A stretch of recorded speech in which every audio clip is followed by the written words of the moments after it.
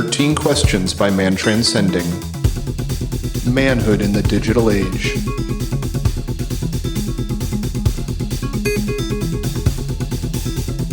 Michael Wann. Yeah, I heard him before on numerous podcasts. I was really interested after I watched his video series on the Susquehanna River Valley.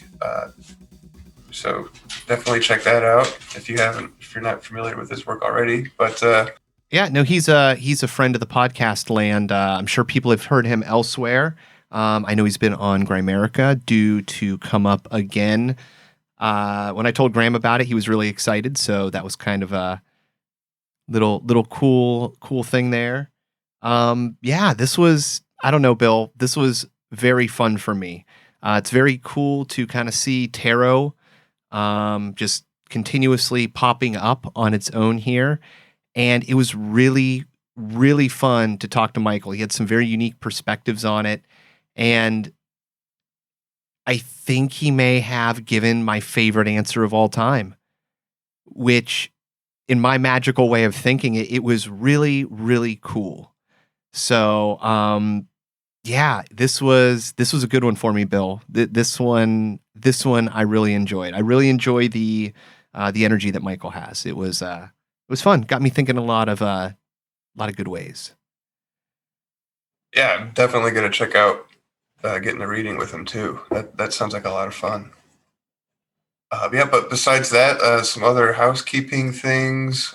We have the social medias that you can use to get in contact with us. We have the Discord, Telegram, and the Gab account, which is just a bunch of memes, and a link to our webpage.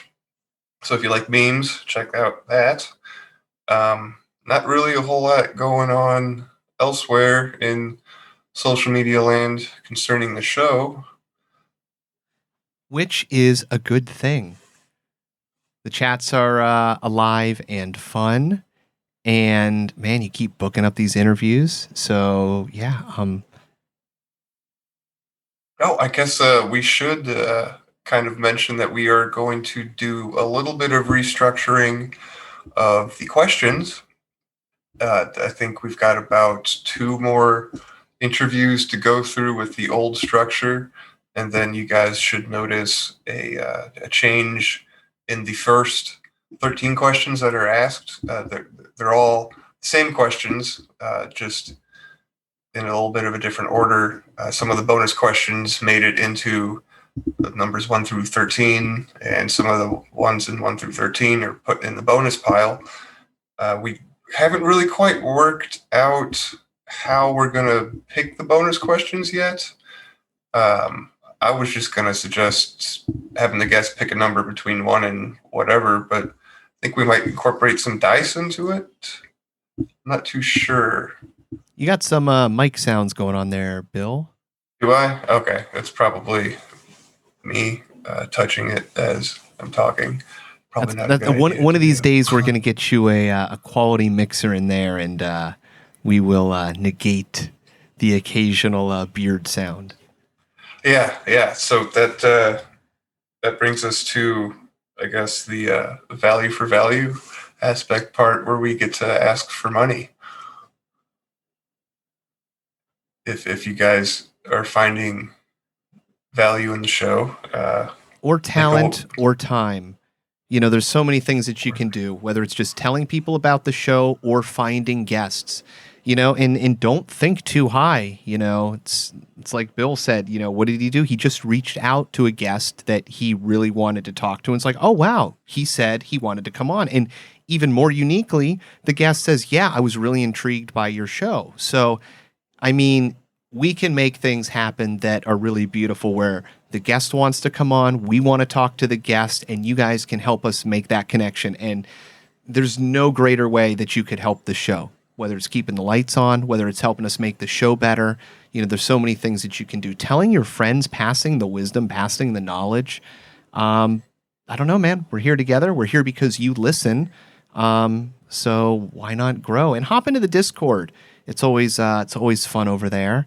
I don't know, Bill. Yeah, Yeah, Adam, you had it right. I mean, share the show basically. If nothing else, that helps get, because we want to spread the message. Our listenership isn't as big as we would like, and it'll grow with time. But I mean, you can be a part of that by helping to suggest the show to somebody who you think we would like to might get stand some on value our from it. we'd like to stand on our own, but here's the truth. Whether one person or 10,000 people are downloading this, it's still costing us the same. We got all the base cost, and I'm not going to hold back wisdom and knowledge. This is value for value. If you get value from it and you want to show us that value, go to 13questionspodcast.com. Email your friend about the show. Email a guest that you're interested in. Contact somebody in your life that you're interested in. Do an interview with somebody that you're interested in. We're it's weird. We're not really doing anything special, right?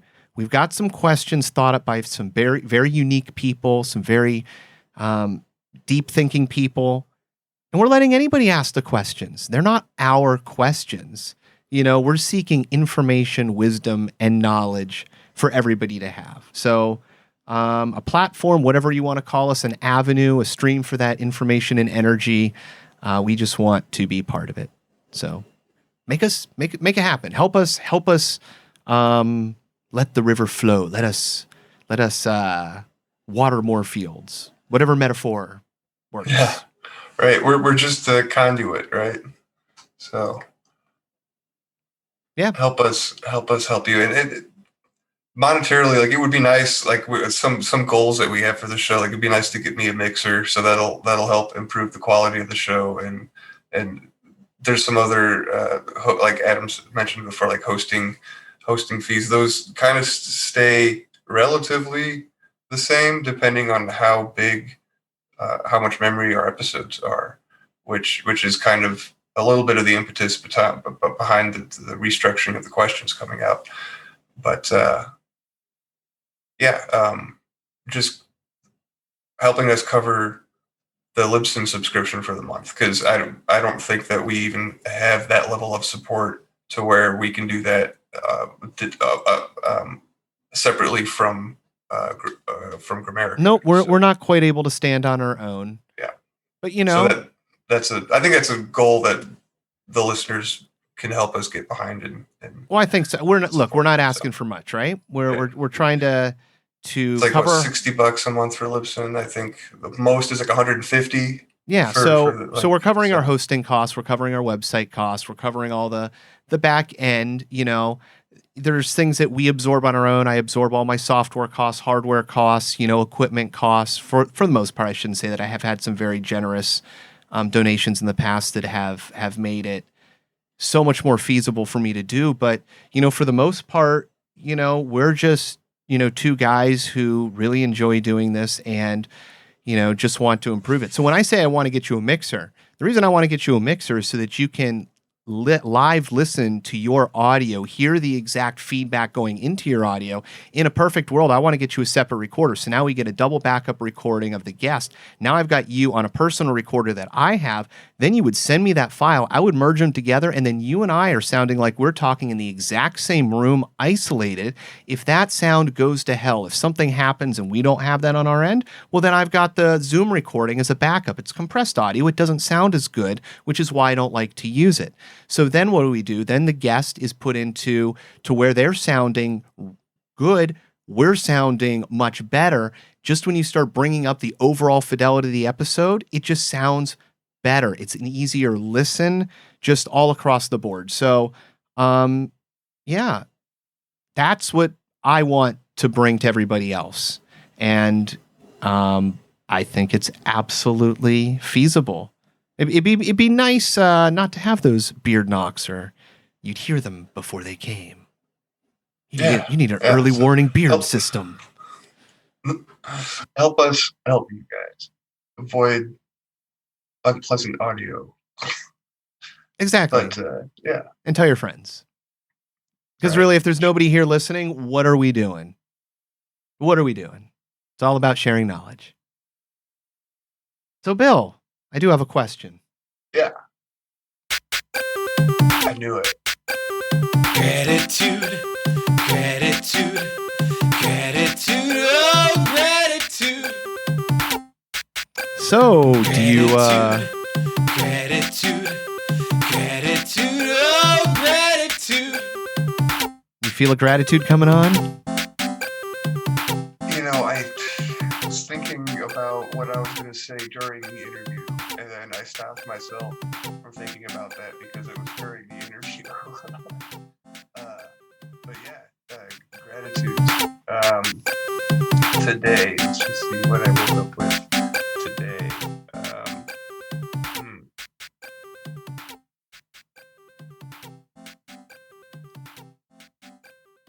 You know, Sorry about that, I've Bill. I was had- doing a terrible job of fading out there. I was using the wrong fader knob, so I just faded everything you were saying out.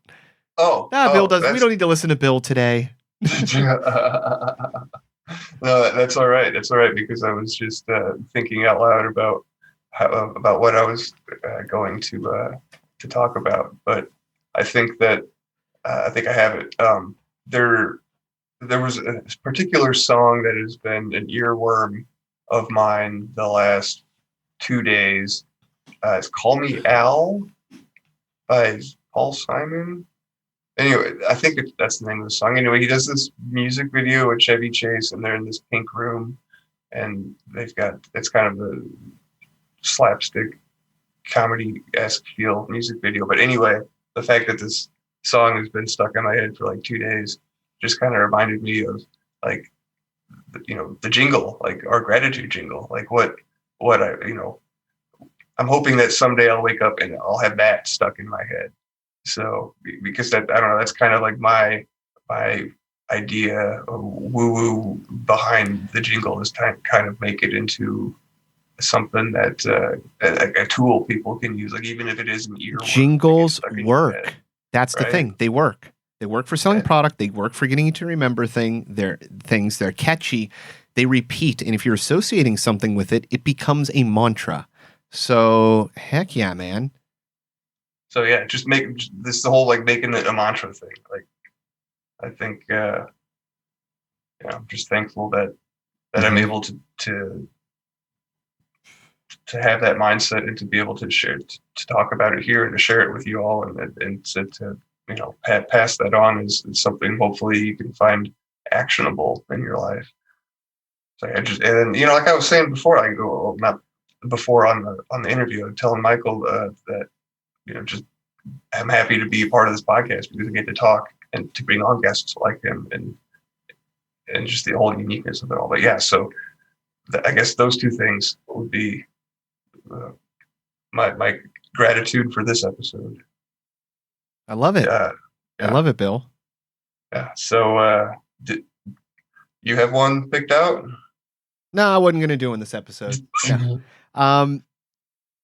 Yeah. Directly from the episode. I love when I see magic that I can see in myself that I'm not paying attention to or haven't previously paid attention to get reflected back at me. And Michael tells a story about being able to completely de-escalate what could potentially be a violent, deadly situation and where the person has the complete command and control of the situation. And using his movement and his words is able to completely change the balance of the system, put himself into the controlling position where the other person is then at a disadvantage, changing their behavior off kilter, and you're able to disengage, resolve, no violence, no nothing. So you took your energy, whether it's your verbs or just the ability to move your body in a certain way, and you changed a person and de-escalated a situation. That is supreme magic. You didn't have to use violence to stop the person that's the aggressor with the weapon. And like we see things in this, we feel these natural things where you do something and it's just very cool to be able to realize that, hey, you could do some pretty miraculous and amazing things. You have these capabilities. It's like magic when it works, and there's no real way to teach you how to move or how to say, but in that moment, his instinct kicked in and he was able to resolve that situation with magic. So that inspires me to be on the lookout, be more sensitive to things like that. In the same way that, dowsing rods or something else opens up my mind to new possibilities of thinking and new ways of looking at things, this gives me a new approach to the things I'm capable of that I don't think I'm capable of, because when you're truly changing a person's mind on that level, I mean, kind of like mind control, where everybody wins. I don't know. It absolutely fascinates me. So, my gratitude is to Michael for being on the show and for just, giving me that extra vision on that to be on the lookout for. Right. And it kind of speaks to, it kind of reminds me of the importance of acting with intention also. Well, and he talked about it. We're moving how you move in the world. And I didn't even connect it, but that really is an essence of it. How do you physically move through? Because, if all these things are imprinted on how they're physically moving through the world, maybe how you physically move through the world has more an effect than we think. I mean, in that situation, it certainly did. Maybe all things are that way. Maybe, I don't know. It's certainly something to think about. Get my mind to chew on for a minute. Right. Speaking of chewing on things, one more thing before we jump into the interview. Our shungite. I recently re-upped on my supply of shungite honey that I use as a supplement. I got the big jar this time. So chewing on that at least once a day. And if you guys would like some shungite, we have an affiliate link on 13questionspodcast.com that you can use to help support the show. We get 10% back. For as much as you're ingesting, you might want to buy some of his bulk shungite rocks and get a rock tumbler and start freshly tumbling your rocks every day. Put some freshly dusted rocks into your coffee, rinse them off, toss them back into the tumbler. Yeah, that's a little bit more in depth than what my brain wants to do. New product idea for the show. We're going to have shungite coffee, and you'll take them out every full moon and lay them out before the sun or the moon. So we'll have moon shungite 13 questions coffee. Hell yeah. Sounds like a winner to me. But so check out that link, guys, if you're interested in shungite. That's Derek, past guest, Derek Condit's website, Mystical Wares. And then the other thing I was going to mention about purchasing physical items from the internet is we do have stickers on the way. This is the longest tease in history, but I just got back from Contact at the Cabin. I brought stickers with me and handed them out there. So these stickers that I've been talking about do physically exist, and they're all floating in the world right now, but they're just not for sale yet. They will be shortly. Stuck to gym lockers and light posts everywhere. Yeah, anywhere and everywhere. And that's just a nice way to support. We got 2 different designs, so I'll tell you that much. But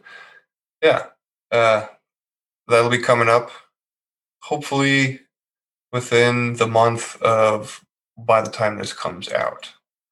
So exciting news, exciting things coming this way still. So I think that's all I have. Adam, do you have anything else to add? Nope. Just looking forward to everything. All right, man. Well, let's get into the interview with Michael Wann.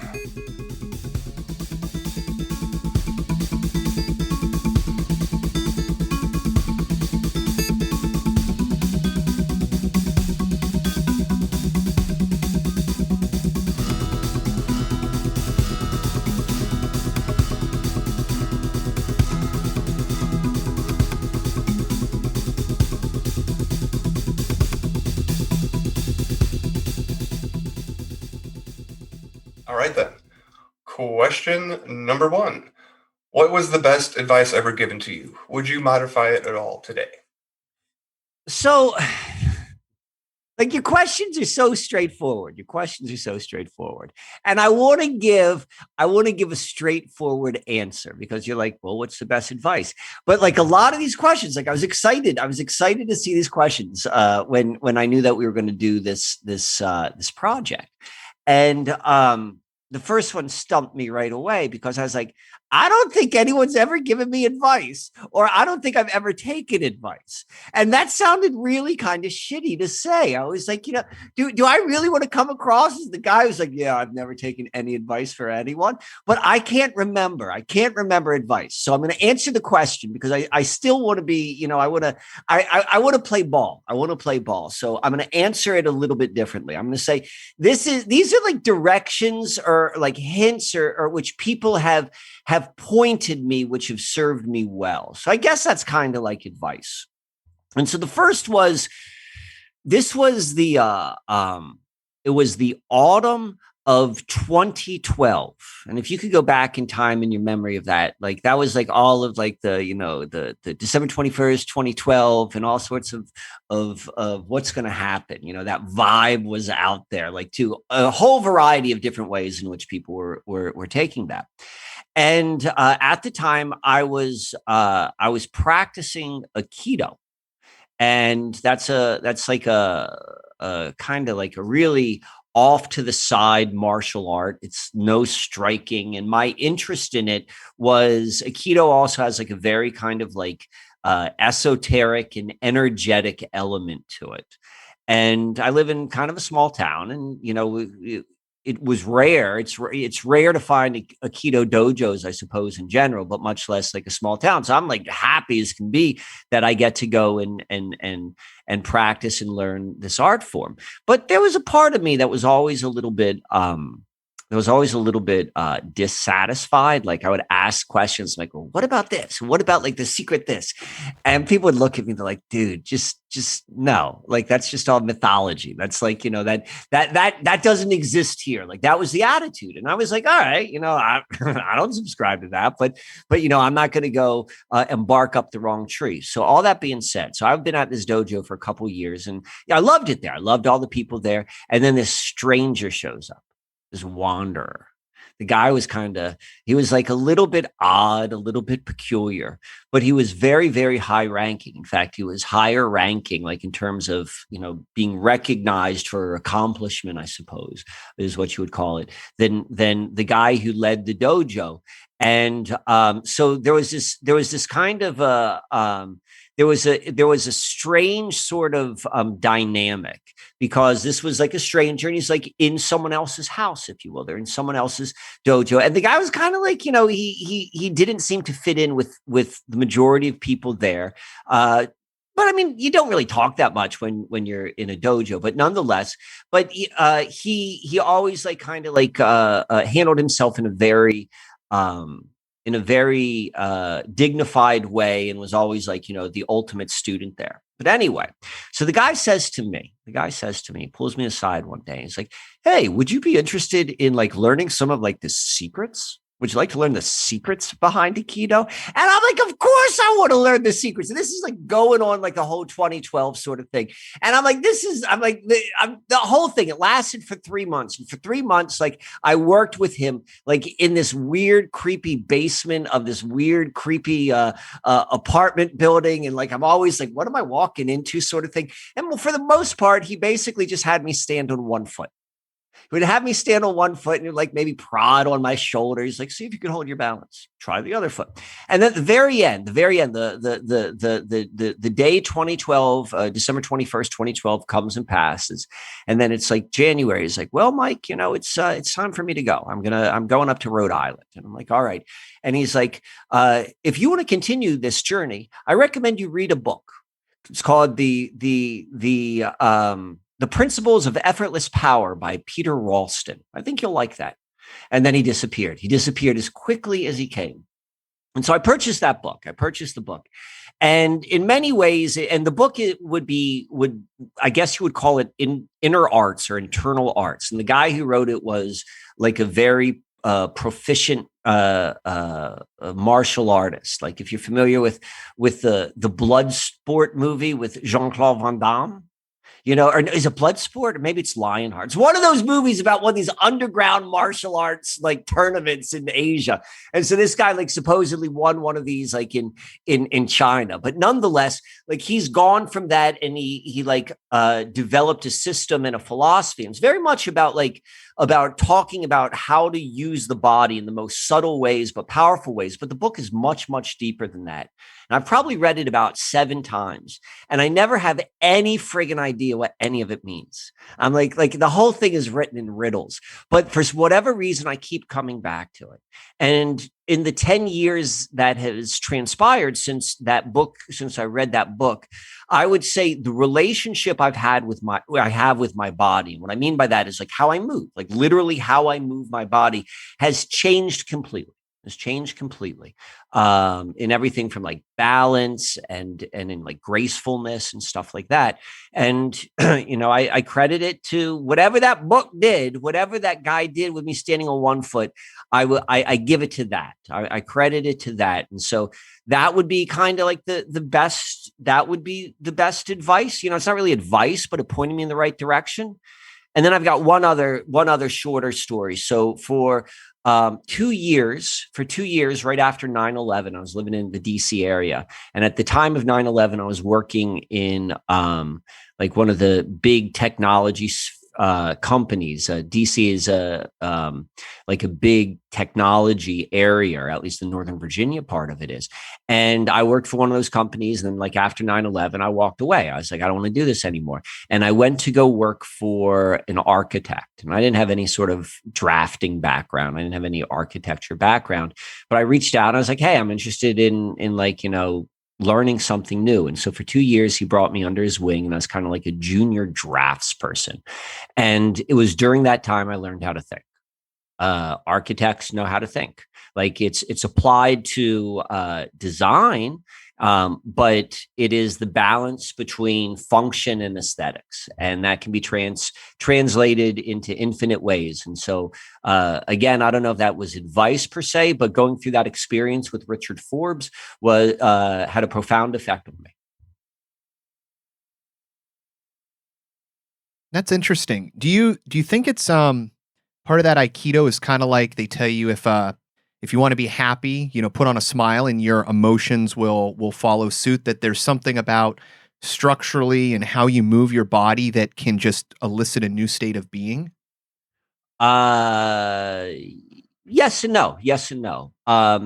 I do think there is a truth. Like when you force yourself to smile, there's like, release of like stored chemicals, like Pavlovian dog, that like when you smile or laugh, like, like certain things are released, but I don't think you could really like fake it. But that does, as it relates to smile, but as it relates to, I think it's immensely profound, to understand how we move through physical space, and that changes a lot of things. And we take for granted, like when I say we, like just like our Western culture, our modern culture, we just take for granted, like, oh, you know how to walk, you're not falling down, and you know how to move, and a lot of these subtleties are just kind of overlooked. I think some people who naturally move in ways which are very economical, they do it naturally and they don't even realize it's a thing. If you ever ask someone like, hey, how come you run so fast? Like, I don't know, I just move my legs and I go faster than you. But like someone who like learned how to run faster, someone who didn't have good balance, and then they had to go through the process of like, well, what does good balance look like and feel like in my body? That's a really interesting journey, which you go through physically, but it changes all sorts of different things. Like, it's all connected, this, all of the different parts, the mind, the body, and, all that stuff, the mind body connection sort of thing. So yeah, I definitely think there's a correspondence. So that change just kind of starts with the body with the way that you hold yourself, and then it kind of, I don't know, bleeds out into other aspects of your life, because then you're dealing with like what you put in your body, so like your health, and then you kind of move on to I would imagine like that. you could approach it from like infinite ways. Like, you know, Right. people approach it from whatever is the doorway into them. So I would say like I practiced a keto for like 4 years. Like me talking about a keto is kind of insulting to a ketoist, but nonetheless, it was very like, I still like practice a lot of the moves for a specific reason, because it's very much about understanding about getting into my body. But to answer or to reflect back upon that comment which you just said, this is what my personal experience has probably been the greatest sort of like changing like understanding the body and having an impact for the overall experience of being human. Was I've always loved bikes, but I couldn't ride a bike with no hands. And so I was 40 years old, and I was like, I don't know how to ride a bike with no hands. And I should be able to ride a bike with no hands. So I'm going to learn how to ride a bike with no hands. In fact, I'm going to learn how to ride a bike with no hands better than anyone has ever learned how to ride a bike with no hands. That was my goal. I'm not saying that I do that, because I've seen people on the computer and I'm like, they know how to ride their bike with no hands. But nonetheless, I got really, really good at riding a bike with no hands. And I do it all the time, and it's become like a practice for me. And so what happens is when you're on a bike, something different happens physiologically. Like you have to be in balance. Physical, you're in balance and you're getting immediate feedback. And then when you take your hands off of the handlebars, like your balance point changes. You no longer have this distribution of balance from your hands to like, you know, where you meet the seat. Now it's all on the seat and the pedals, and it's a little bit different. And so to be able to hold that, and what I realized in terms of like going through the process is when I would get like uptight. When I would get uptight, I'm like, my body type is long and lean. So I have a higher center of gravity than, you know, a body type, which is maybe a little bit more dense and a little bit more compact. And so it's very easy for my center to like rise up. And when your center rises up, that's like when you lose balance. And so I had to learn, like I began to see like, oh, look, there's a bend in the road. Am I going to be able to make that bend? What if someone's around that bend? I don't want to fall down. You know, all of those things come through your head.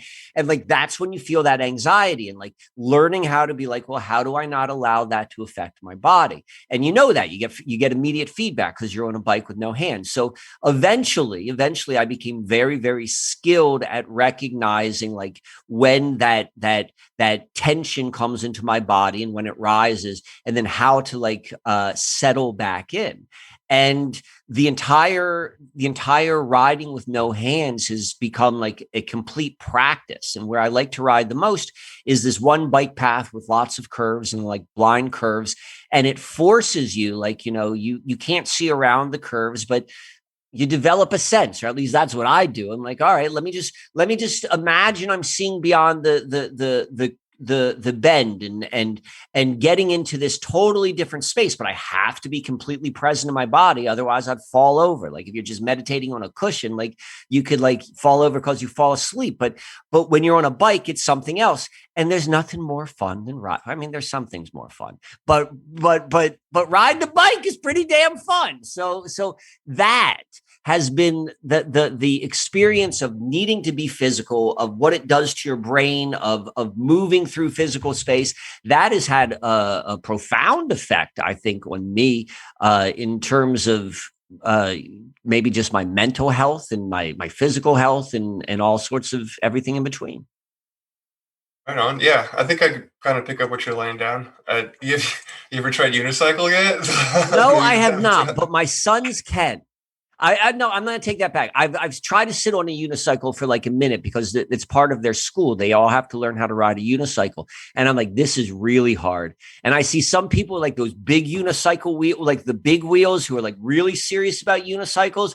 And that catches my eye. I definitely have a lot of respect for those folks. Yeah. I knew someone in high school that could unicycle. It was pretty neat. Question number 2. What was the most important lesson you learned from your parents? All right. So I got a straightforward answer for that. So from my mom. So this is the thing my mom always would drill into me. And I'm going to say this, and like, it's true both metaphorical and literally, but I always take it very, very literally. Like I apply it very literally, but I think that if you apply it literally, it's also true metaphorically. And it was always leave a place better than you find it. And that makes me a great house guest. If I ever come and stay with you, like when I leave, that room is spotless. Like I like to do that. I learned that from my mom. That has served me very, very well throughout my life. And I also think, obviously, like as a metaphor, that's a nice statement.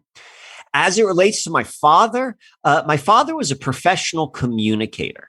He was an executive in the realm of public relations, and from him, I've learned the art form of communication. I don't know. I necessarily I perform it at that level, but I have an appreciation and a knowledge of communication, of understanding propaganda, of being able to understand like how messages are crafted, all of those sort of things. So, in my life, as an adult, I would say in terms of like practical lessons, those are very practical lessons, which I've learned from my parents.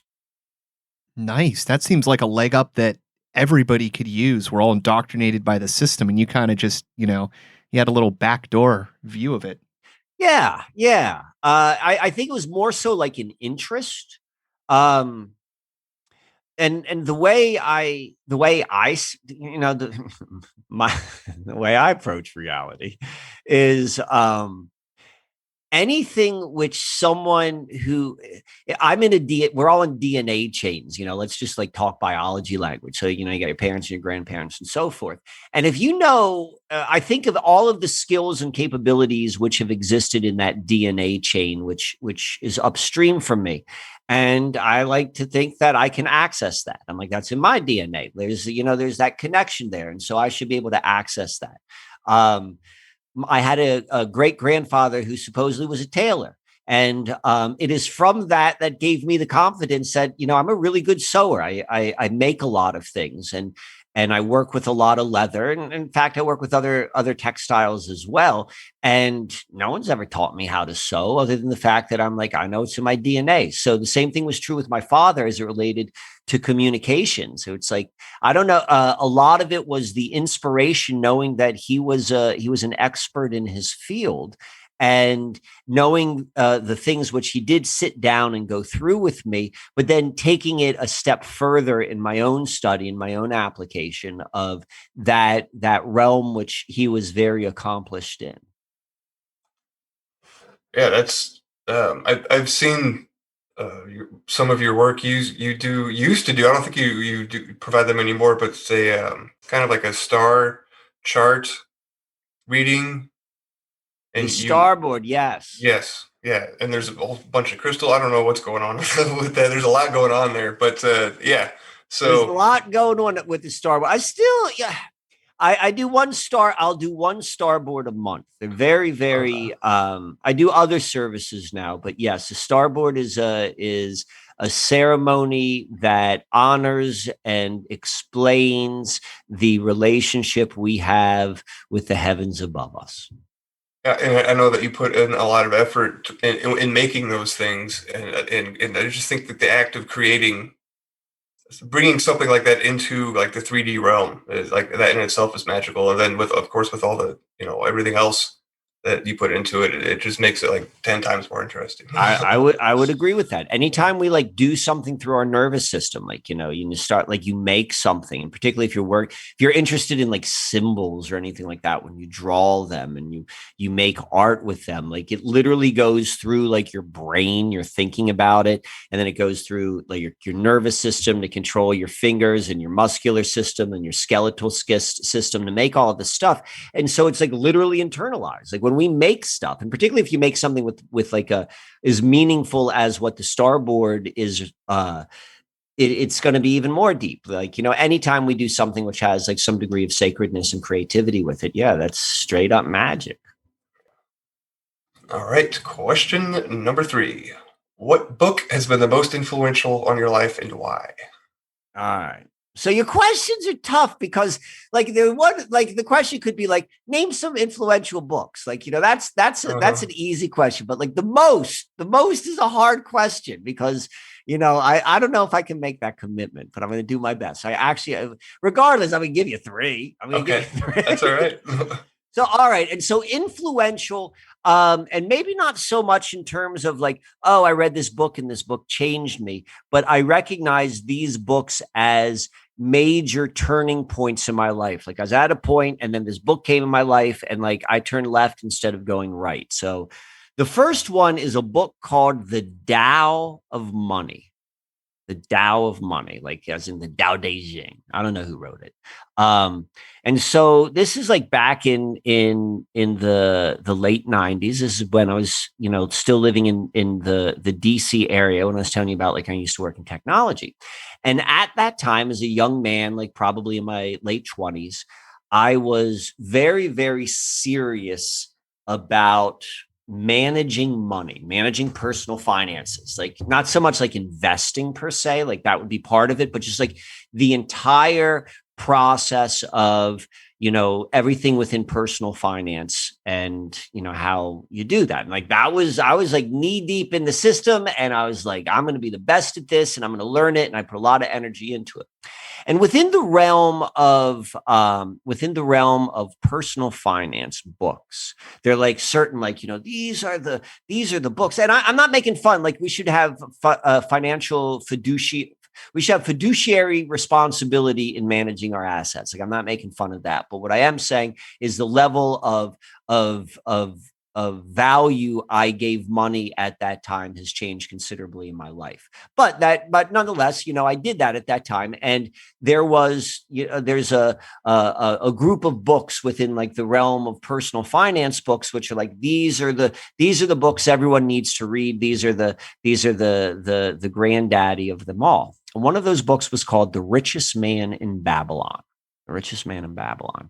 And the connotation of Babylon has a very different meaning to me now than it did at that time. And I was like, I want to go and read The Richest Man in Babylon because I'm going to get really good at managing money and I'm going to read that book. It's what they say you got to read. And I'm going to the Arlington County Library and I'm going to check it out. And when I went there, it wasn't there. And so I'm looking at the shelf. I'm looking at the shelf where it should be. And instead, there was a book called The Tao of Money. I was like, I guess I'll get there. I wasn't too excited, but I was like, all right, I'm going to go get this book. And I don't remember what the book was so much about as related to personal finance. I could probably make some assumption, but it was very much built upon application of the principles of the Tao Te Ching. And this was the first time I had ever been exposed to the Tao Te Ching, like as a philosophy. And when I read it, I was like, this just makes too much sense to me. Just like the natural flow of life and how life should be. And that opened me up. That brought me on a different path. And now I never did read the Richest Man in Babylon, but like now as a man near 40 or near 50, excuse me, my understanding of financial institutions and like, the nature of money and all of those things has changed considerably. And the title of The Richest Man in Babylon, where at one point that was very appealing, like it had a magnetism. I wanted to read it. Now it's probably the opposite. Like I'm not that I find it repulsive, but it repels me. It pushes me away. I'm like, I'm not interested in that value system. So that book was influential in a marker in my life.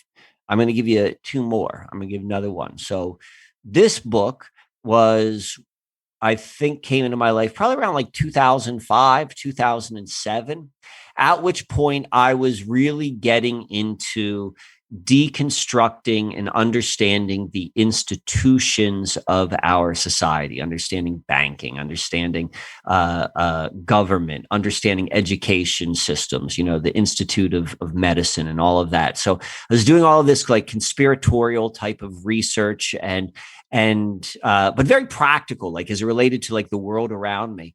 And I came across David Icke's Children of the Matrix.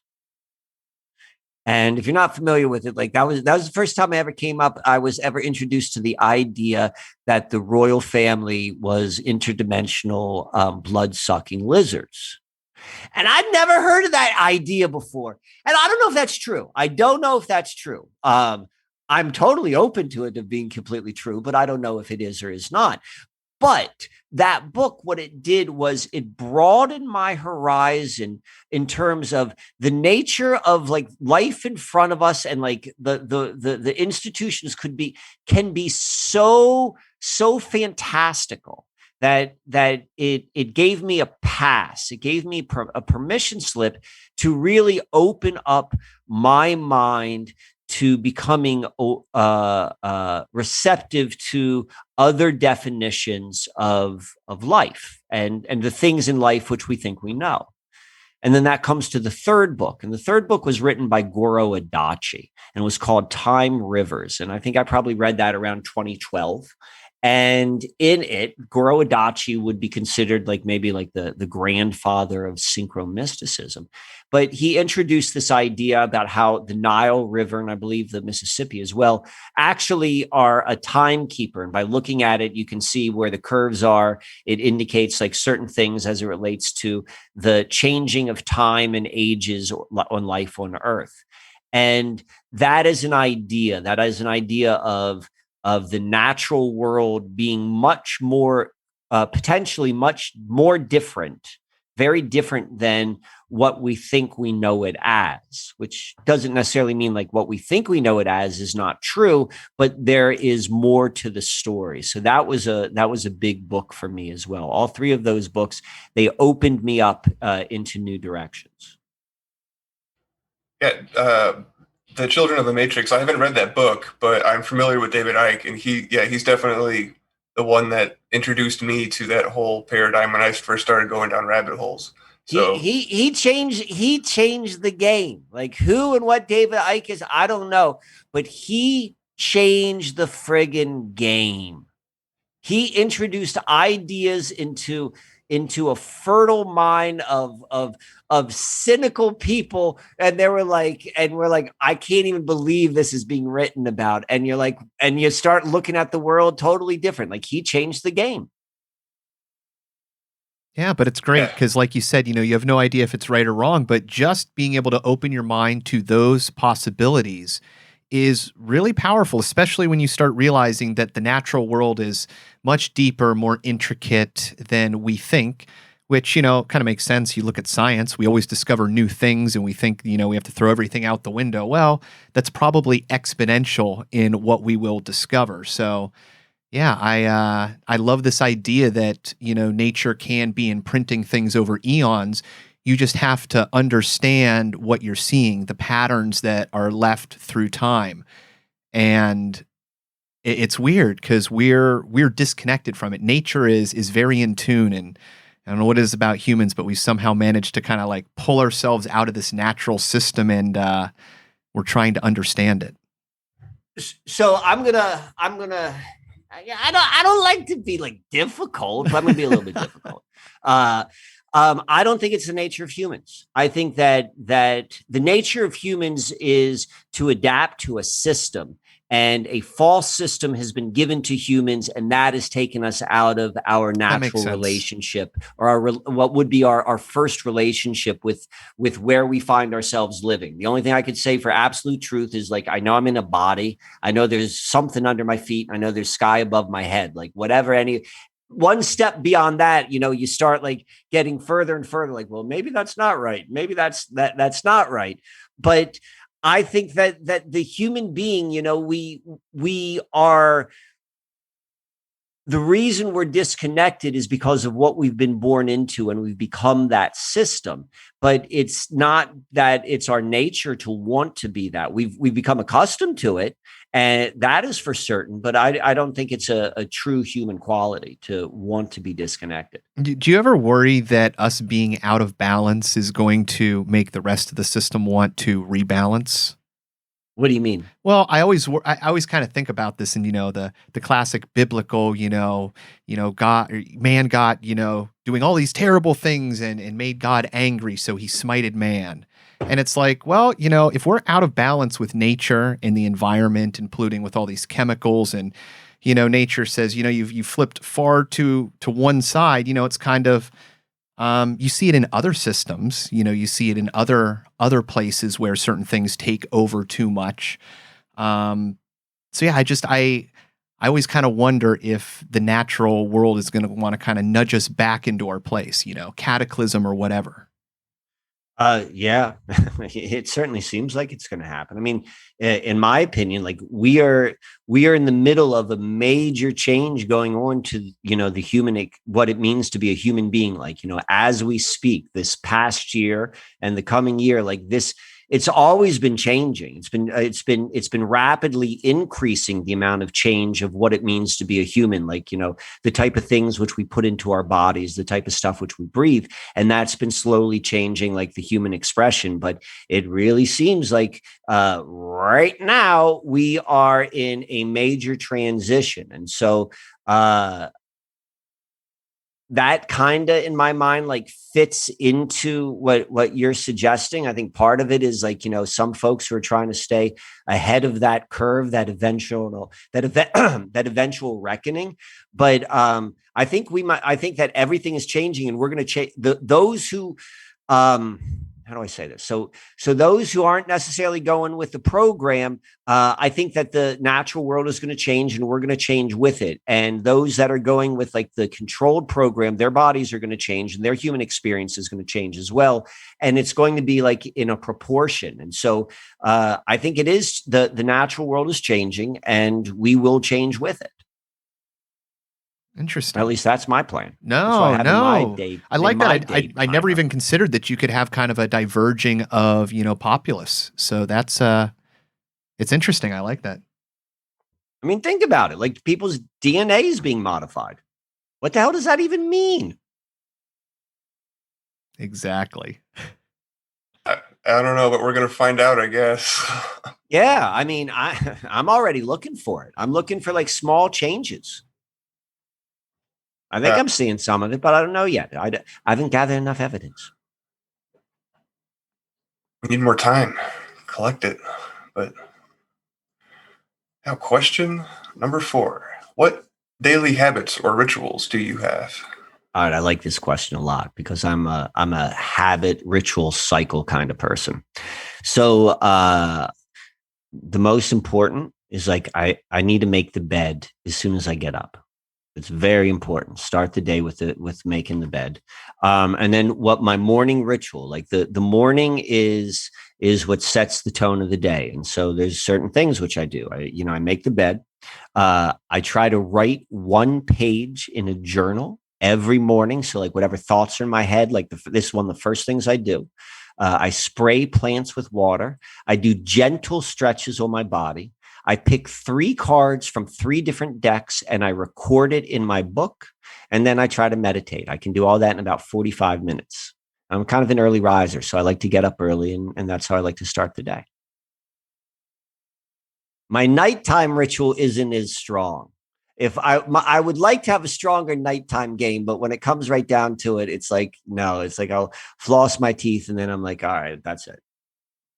Well, I think the morning ritual kind of is, I don't know, it's the most important because it kind of sets the tone for your practice. Like, That's what I'm saying.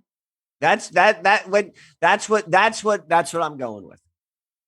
yeah, I like that. I like that answer. It's something that I don't remember what mine was when I went through when I did the questions, but yeah, that's something I'm always kind of, I don't know, harping about, I guess, is about the importance of having a ritual, especially in the morning. Like, and some people will answer like not having a ritual is a ritual, and like, yeah, I get that, but so yeah, man, I agree. I get that. Now shut the F up and answer the question. If you don't mind me asking, what tarot decks do you pull from? So I've got there are 3 decks which I use. So I use a tarot deck, and to me that is So I'll let me take a step back. So I pull the cards for contemplation. And so I'm like, okay, these are things which I'm going to look for throughout the day. I think contemplation in itself is significant. And what that means to me is like, being aware of what I'm looking for. And so I pick one card from a tarot deck, and the tarot deck represents a very strong, well-established kind of mystical tradition, Western tradition. I've got a deck where each card corresponds with one of the 64 hexagrams of the I Ching. So I pick one I Ching card, and that corresponds to the Eastern tradition. And then I have a contemporary oracle deck, and it's called the Enchanted Map. And I like its approach. In that it looks at life as a journey, and the cards are markers on the map. And so the way I see it is like each deck, I'm asking the same question, if you will. I don't actually ask a question, but I'm like, what I'm trying to invoke inside, the energy I'm trying to bring up inside is like, what is it that I should be aware of for the day? What should I blend with for the day, and so forth. And then the same question asked in 3 different languages. That's what a deck is. A deck is a language, and it's limited to the words of the which can be ascertained from the cards or of that deck. And so it's the same question, and it's in 3 different languages. And I like to see how I can see that as one continuous story. And I keep track of it. Like, that's half the fun, is when you start to see patterns and you're like, hold on, I picked these same 2 cards like last month, and some really effed up shit happened to me. So I'm going to be I'm going to pay more attention this time. I'm going to see if there's any sort of connection. Like, that to me is fun. Awesome. And I like those suggestions, because it's like you said, when you come to the cards, you're only getting a reflection of, the I don't know what you call them, the archetypes, or the images there. So yeah, by spreading it out, you get different angles, through the same prism. So that's that's really cool. That's exactly like what my logic is like why I like to do it that way.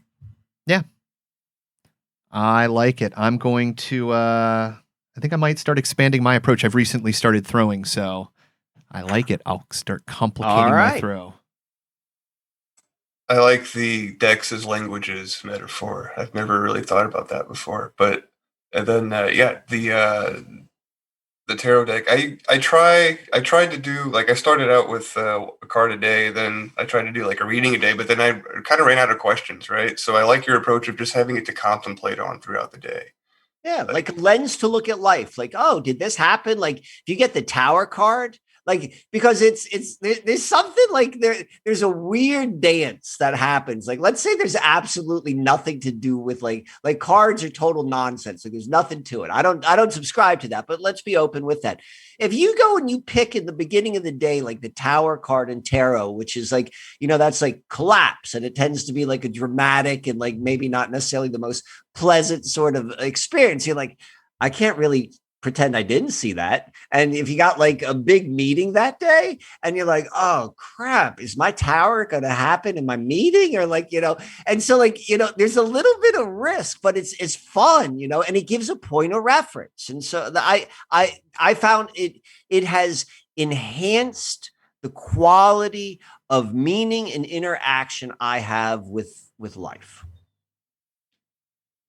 It's good journaling material too, if that's something that anybody out there is struggling with. Well, plus you're not surprised when it happens. You're kind of like, all right, yeah, I kind of saw this coming. It's already what I was thinking, and it was laid out. It's already in my mind. Did I make it happen? But that's half the fun. That's half the danger, I suppose. Listen, who cares? If you're getting correlations, it doesn't matter if you've mapped out every card and where they're at, and you can sense it, and you're reflecting it back to yourself. The point is, you're getting information back that's beneficial. So that's how I take it. You don't need to understand the system. You just need to try it. And if it works, done. I'm in. Done. Sorry to side rail you there. Question number 5. If I were to ask your best friend, what is the one thing they would say you need to work on the most, and why? That was kind of an easy one. That would be more present when you're on the phone, call back on timely, return calls in a timely fashion, and slow your roll. I've heard that quite a few times. I get a little bit too spun up. Straight and to the point. You're very, very aware of that. So I admire that. Question number 6. What are you most curious about? All right, that was one of my favorite questions. So, what are you most curious about? Generally speaking, I'm most curious about connections. I like to see as many connections and often like non-obvious connections, but undeniable connections in all sorts of things. So that's the general sort of thing. But my where I'm most intrigued, where I'm most curious in life, it tends to be about people. I find people fascinating. I like to know people. As soon as I meet someone, I always want to know, where'd you grow up? Where are you? Where are you fit? Like, where do you live now? Like, there's something about understanding that kind of where you came from and where you live, which is very meaningful for me. And then when I talk to people, where I'm really curious is I'm always trying to identify their areas of strength and ability within their skill sets. Like, none of us can be all things. And so we have like a limitation of what we do, whether it's like something physical or whether it's like something cerebral or whether it's something, whatever. And I love pulling that out and like seeing that in people. I'm like, wow, you have a really good way of articulating internal images in a way which everyone can see it. You can paint really good pictures with words. Like, it's like skills like that. Like, I love to go and see that in someone and being able to kind of be surprised by that. I'm always curious when I meet people to know what their strengths are. And then I also, I like to know where their fears and where their intimidations are. Like, I like to see the two sides of that continuum. And I work with people. I probably work with, I don't know, like maybe like 20 or 30 one-on-one sessions I do during a month. And the reason why I think people like to come and these services is because I naturally create an environment where people feel like really kind of safe in terms of like talking about their fears, talking about the stuff which intimidates them, the stuff which they normally wouldn't. And I like to hear that. Like, that I find very, very curious as well. And diving in, like, what is that pointing to? And all of that, the whole human experience, I suppose, the whole human experience is really fills me with wonder, curiosity, and I don't want to sound all cliched, but with joy. I get joyful when I talk to people and I get to ask them questions. Yeah, for sure. That's why I like doing this. It's part of the reason why I like doing the show, right? You think? Yeah. You can bring people in and you got to ask them the same questions. What's so cool about your format is you do the same 13 questions. And so now, like, after a while, you start to recognize patterns, I would imagine. You're like, oh, everyone kind of answers the question like this or like that. And so when someone is outside of that, like, normal pattern, you're like, oh, wow, I haven't heard that one before. Like, that I would think would be really, really like fun and satisfying from your perspective.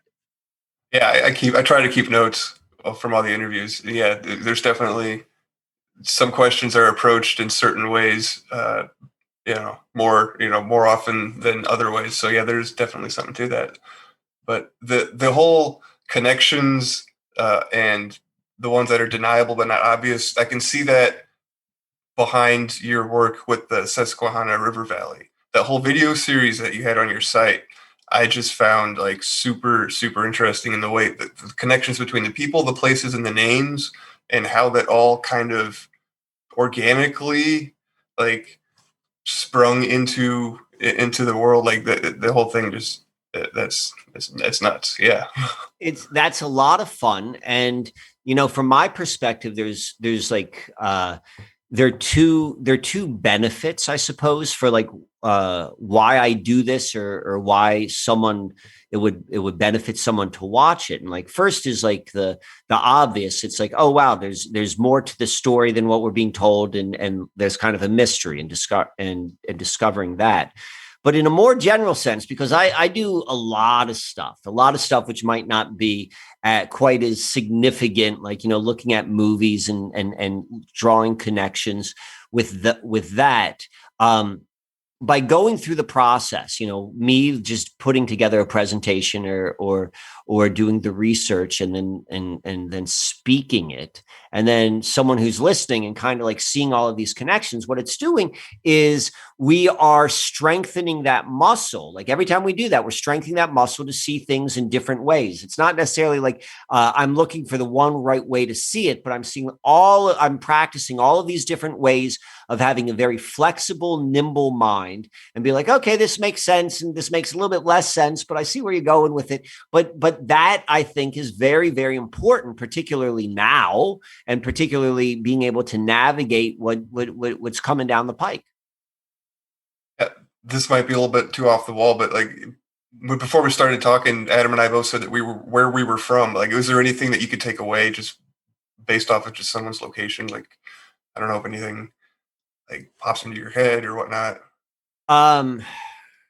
So it's more so like I hold those sort of things for point of, well, there are two things. One is I always would like, if I know someone from that same place, like I always like that. I feel like there's a connection. Like Adam did that with me. He's like, oh, I know, I got family from that part of the world, and like I like that. I guess half the reason why I'm so into that and connections is because I like to connect with people, and so the more ways which I can find a connection, that's typically what I do, why I ask that.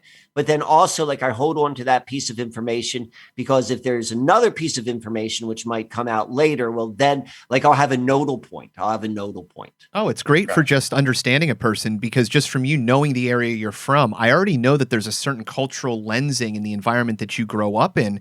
Well, I already have an understanding of you, your community, values that may have been instilled in you, just because you go to different parts and different places and different communities, especially, ones in more rural areas, and you start finding out that, there's not typesets of people, but there's flavors of people. And as you grow, you'll grow and expand, but it's still part of your experience, and you can still have that view. So yeah, it gives you a huge perspective, because, going into that, I have a whole different understanding of what you conceivably could understand. So it's freaking awesome. I always like to find that out about people. Yeah, it is fun. But this, I'm going to tell you this right now. This might change something. No, it's okay. So you didn't grow up there. I grew up in a town in between Washington, D.C. and Baltimore in Maryland called Columbia, Maryland. In Columbia, Maryland, particularly during the 70s and 80s, when I was growing up, was without a doubt, a Rockefeller-funded social engineering experiment. Nice. And the lessons learned in Columbia in the 70s and 80s have been applied throughout. Like, they do this in a lot of different places, but Columbia, Maryland was a really big one of those testing places. And so in terms of understanding, you are so spot on in terms of, if you know the values and the mores of a particular area where someone grew up in, that is undoubtedly going to influence them one way or another. And so you have a better understanding of that person, or at least you can begin to approach them with an understanding until you know firsthand, like, a little bit more about them. All right, question number 7. What was the most embarrassing or humbling experience of your life? All right. And I guess there's a lot, but there's, I was just talking about childhood, and this is true. This is, things they've had an impact on you, and you can still remember them in great detail, like, later in life. So, I can remember being in second grade. And, this is my memory. It's very possible my memory has nothing to do with what actually happened, but this is Mike's memory. I can remember being in music class, and the music teacher it was the beginning of the year, and I was the new kid. everyone had to stand up and sing. They had to sing by themselves so that the teacher could hear the quality of their voice, the timbre, and all that sort of stuff. And I remember doing that. And I remember her saying something along the lines of like, that was the worst thing I've ever heard. And just being absolutely like traumatized as a child, like being very shy and like, having to sing and then to be ridiculed, I suppose, like, so that was part of that was the beginning of second grade. And then at the end of second grade, there was a talent show, and it was me and my friend in second grade. His name was Jay Schneider. And we wrote a song, and we were going to sing the song for the end of the year talent show. And I could remember like being backstage. I'm like, I ain't gonna go out. There's absolutely no way I'm going to go out on the stage and sing. And like, I look back at it now as like the bookends of like that year of like, being traumatized and ridiculed about singing, and then having to come face to face with that, like as an 8-year-old. And I'm like, I'm not ready to face this. And so I hold on to that. Like, I don't know if that was the most humiliating thing, but I've returned to that many times in my memory, and just like thinking about like, how those events, shape me or influenced me. So there's that. And so that's a little bit deep. And I got another one for you, which is a little bit less deep, a little bit more fun, but nonetheless more embarrassing. So this is about like 4 years ago. And I was asked to officiate a wedding. I actually officiated 3 weddings. It's an honor to officiate a wedding. It really is. So I officiated this wedding. And afterwards, there was like a really nice reception. It was a really nice reception. And I was like super giddy afterwards. Like, I just had so much fun. And I think I'm good at in that position of officiating and like kind of giving some words. And so I had this like post officiating kind of like high going on, and I was like super pumped up. And there was a buffet. It was this really interesting sort of place where the reception was, and it was like a Tex-Mex theme buffet. It was really nice though. It was really nice. And they're like burrito stands and all these sort of different things. And I was talking to a friend of mine. I was kind of like, who I knew, who was in line with me. And I was kind of hamming it up and just being all a little bit spun up. And we approached this table as we're going through the buffet line. And I see this big bowl of whipped cream. And there's something about like hand whipped cream, which is like spectacular. And this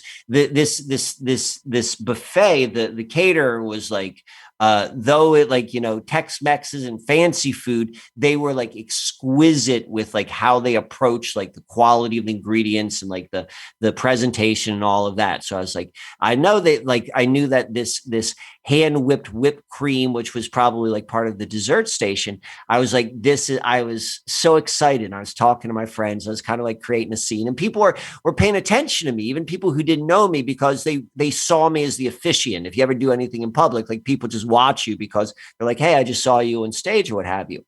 So I had like kind of this attention on, I'm putting on a little bit of show, and we come up to the big bowl of whipped cream, and I'm like, I'm going to just take a huge spoonful. I'm going to take a huge spoonful and I'm going to put it in my mouth right now. And he's like, don't do that. Don't do that, Mike.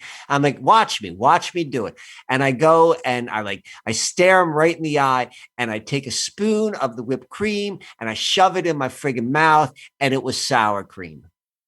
And whenever it doesn't matter even what it is, like when you have an expectation in your mouth that like, oh, I'm going to drink orange juice and it's milk, or if I'm going to drink milk and it turns out to be orange juice, like all of the sensory like feedback is like going crazy. It's like, get it out. But I've done this huge buildup to have all eyes on me. And I'm like, oh, what am I going to do? And so it's like, I just kind of like, I did my best poker face. And And like after a moment, like I didn't swallow it. I was like, I had to get it out of my mouth. And then I like, to the best of my ability, I spit it all out into a napkin. So that may have been like the most humiliating or embarrassing thing that I've done. I've done recently. That's a nice little lesson in expectation. Maybe Yeah. maybe if you had thrown the cards and you were expecting that, you'd be like, I see what it is. Yeah, exactly. Swallow. Exactly. I would say that would have been my peak experience. That would have been one of the peak experiences of the day, which I'd want to go and compare it to. Definitely. All right, question number 8. What is your greatest fear and how did you overcome it, if you have?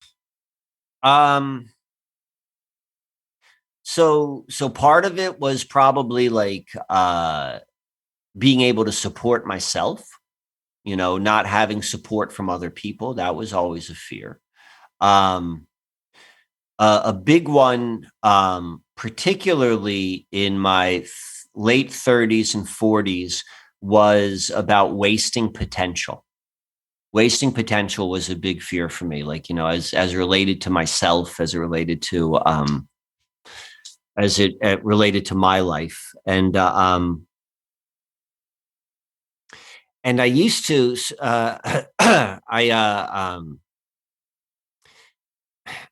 can I give bad advice? Like, I'm not giving advice, but I'm gonna tell a story which, like, I'm not endorsing. Yeah. I'm gonna tell. All right, so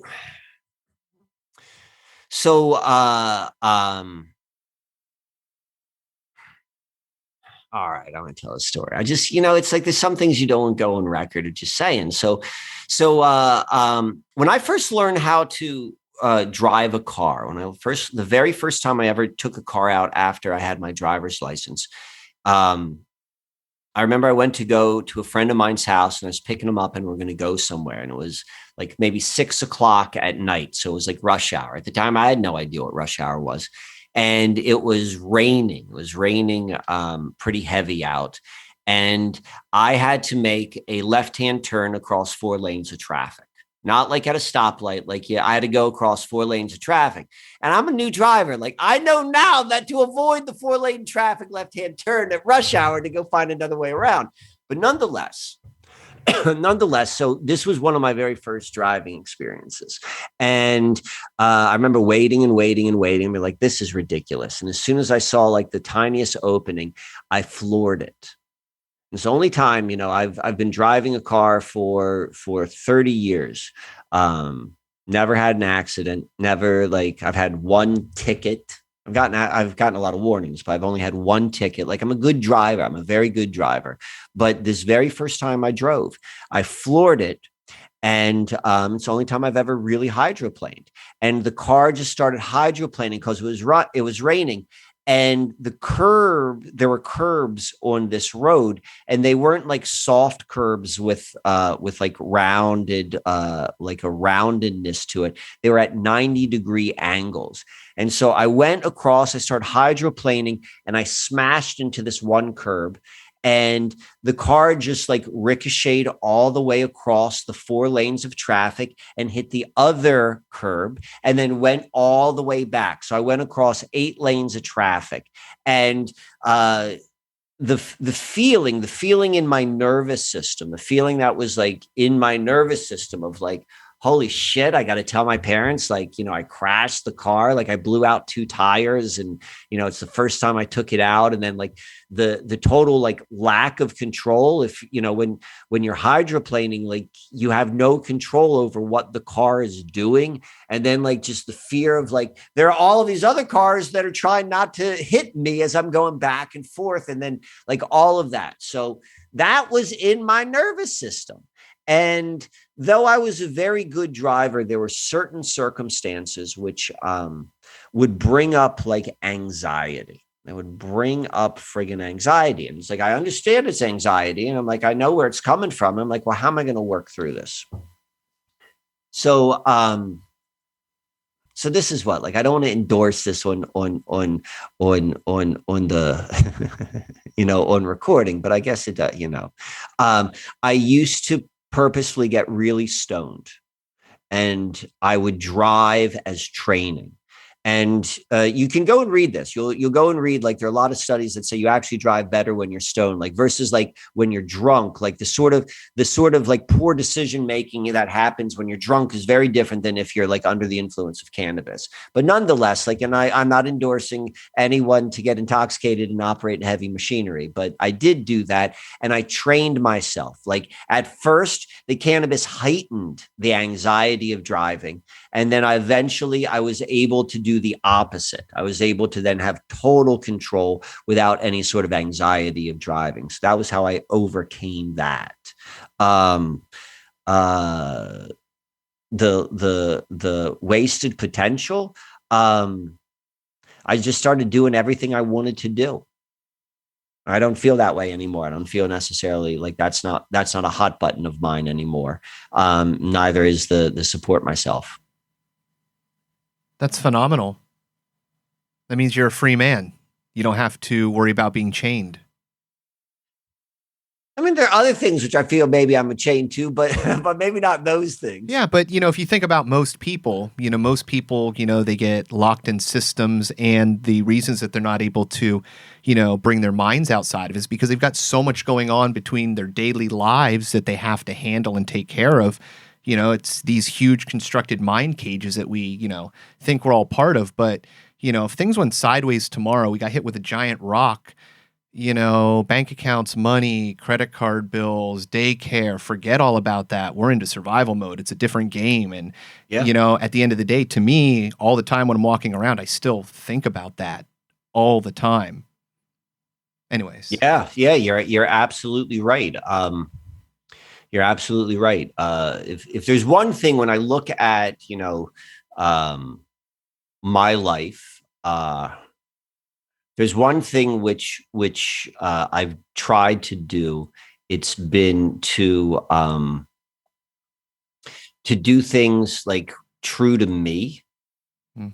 And I think back to like the first question, like, well, what's the best advice you ever got? I'm like, I don't want to sound like a guy who doesn't take advice, but maybe I am a guy who doesn't take advice because I always wanted to figure it out my own way, which isn't necessarily like the straightest path. If you go and you look at my life, there's definitely not a straight line in the trajectory of it. But the one thing I can say is I've been authentic to what I wanted to do. Even at the extreme disapproval of a lot of people who I care about in my life. Just to touch on the wasting potential fear and how you overcame that. If somebody out there is like, when you had that feeling, was it more of like a nagging, like, and I'm speaking more of like doing things in a creative sense. Like, was it more of like you felt like an urge or like a need, like a nag to produce, to be more creative, to produce more, to not waste to use your potential? I think it was more practical. It was, I used to. There was a way I used to spend my days, and there were like things which I used to do. That was my life, and I walked away from that, and that world like treated me pretty well, and everyone I knew was in that world. And when you walk away from the thing which everyone else likes, like, they don't like that. They're like, why are you walking away? You think you're better than this? You think they're going to reflect it back to themselves. So like the point I'm trying to make is like, there wasn't a lot of support. There's a lot of people who are like, you're friggin' nuts, dude. And like, there's a lot of disappointment from people who were close in my life who had a vision of what they wanted me to be. And so the wasted potential felt a lot like, well, if I'm going to go and walk away from a bunch of stuff, I better at least do something with my time. So that was where that wasted potential, like, I indicated it in a little bit earlier, how I like to, when I meet people, identify their attributes relative within themselves, what they're good at and like what their biggest strengths are and so forth. And, I do that to myself, and I know what skills I have, and I know what attributes I have. And so there's part of me, which is, well, you make certain that you use those. and you explore those, or you play with those, and figuring out what that was like, and how I would define success. Mhm. Yeah, the figuring out what that thing was is kind of the point I'm driving at. And I guess I bring this up because if anybody's struggling to come up with something in a way, or come up with a way for themselves to be creative, and if you like podcasting and you want to kind of get involved that way, you could use kind of 13 questions as a jumping off point. We do try to encourage our listeners and our guests. If you have anybody that you could recommend it to the show, or have the recording yourself, but for the listeners, like if they have a role model in their lives that they look up to and would like to ask these questions to, like you could submit that to the show. We can make it into an episode, and if that helps get your creative juices flowing, listener, and helps you out in the long run, that's an offer that Adam and I keep putting out there. So it's still around too. So yeah, I guess that's kind of what I was driving at. Well, and for me personally, like a lot of like motivation, creative inspiration and motivation is just practicality. Like there's something I want to do. Like, you brought the starboard. I wanted to understand astrology on a deeper level. And I was like, well, if I had like a board where I can see it 3-dimensionally and I can move things around, well, this is going to go and this is going to be very helpful for me. So I made it because I needed something. Like almost everything which I make is because it's like something I need. Like needs a strong word, but something which I want, right? And so that's what's always driven me. With the, there's some things which I was driven, like I just needed to create, like I couldn't get out of my head. But for the most part, it's just driven by out of like practical, like what it is you want to have. And I think most people don't make things well, so I make it myself. And then you offer that service to other people, and it's you're sharing the love. And there we go. Exactly. There's the interconnectedness. Question number 9. What quality do you most admire in a man? Why? Again, with the most, I don't know if this is the most, but this is what came to me when I read, when I was reading the questions before. I really, really admire, sportsmanship and respect and the ability to move past winning and losing and get into that sort of space. And specifically where I really like to watch it is I like to watch UFC, Ultimate Fighting Championship sort of stuff. That's like my guilty pleasure. And I like to see how and part of it, like a lot of that is like showmanship. Some of it's showmanship, like at least the work up to it before. But how after like 2 men beat the crap out of each other, and I guess it's 2 women as well, and then how they handle it afterwards, how the winner handles it, how the loser handles it, like that gets me, like that's my favorite part. That's my favorite part of seeing something like that, and seeing if there was like a lot of animosity beforehand, and then like how they could come together after everything they just shared. That's what I love. I find that very admirable. But kind of like a respect among rivals type. Yeah. Yeah.